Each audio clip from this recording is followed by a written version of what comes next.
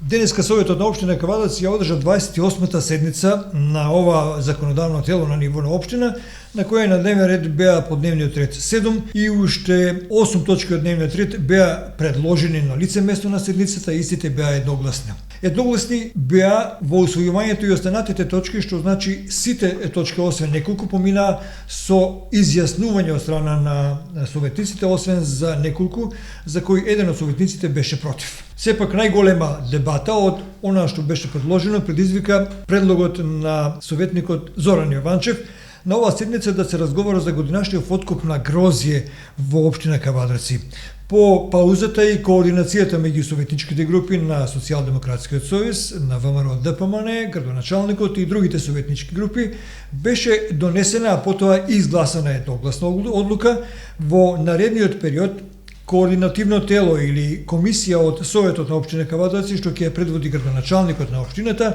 да координира со владините институции, владата и Министерството за земјоделие, да се соберат потребните информации, а при тоа да се засили работата на пратениците во македонскиот парламент и другите повикани фактори со цел на една од наредните седници, ако треба и да се свика воредна седница, да се даде комплетен извештај на Советот на општина Кавадарци за текот на годинашниот откуп на грозје, што сублимира цени на откуп на грозје, односно количини кои годинава ќе бидат предвидени од страна на винарските куќи од Републикава, за да можат истите да ги приберат. Во сенка на оваа актуелност, која денеска доминираше на седницата на Советот, беа останатите материјали кои советниците ги има како дневен ред на официјалната 28 седница, а тоа се предлог одлуката за изменување и дополнување на планот и програмата за развој на општината за тековната година, како и предлог одлуката за распределба на финансиски средства од буџетот за истата 2019 година. На оваа седница беше изгласана и предлог програмата за изменување и дополнување на програмата за уредување на градеж од земјиште